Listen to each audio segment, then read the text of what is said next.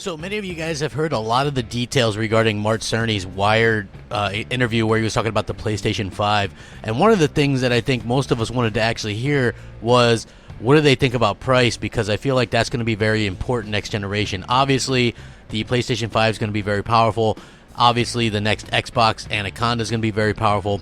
I actually feel like pricing is going to be much more important than the power factor, because once you go into that 4K area, that spectrum, like, it really doesn't matter. They're going to be both so even in terms of looks. You're going to need glasses and a magnifying glass to spot any differences. So I feel like price is going to pay a lot into what we get next generation, as well as the content we're going to get. So when it comes to content, as you guys know, content is king. Who has the better games? Well, Sony tends to have better games quality-wise and as far as just better reviewed games. So they have that for going for them. Even if they won't have the power next gen, which is a possibility, Sony has to figure that they're going to rely heavily on their exclusive content like they've been doing for the last few years, and that should work out well for them.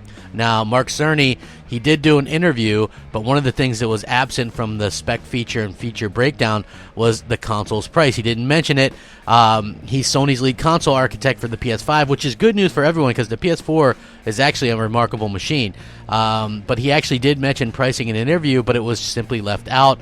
Of course, he did offer insight into Sony's goals with the PS5. He said that gamers should expect the price point to be very appealing.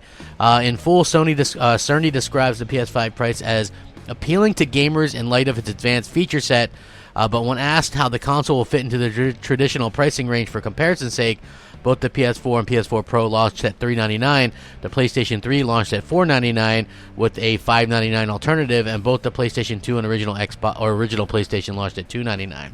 So how much would it cost? Advanced feature set, Cerny definitely isn't exaggerating. The specifications, CPU and GPU, have yet to be released. Is going to be featured a specialized solid-state drive optimized for the console.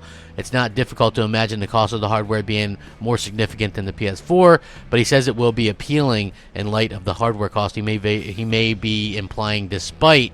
So right now we're sort of looking at a range between $400 and $500. I would definitely 100% not see it going above that. I do think that Xbox's Anaconda is going to be above that, but I don't think that Sony's is, and I think they'll be fine, and the PS5 will do well for what they want it to be.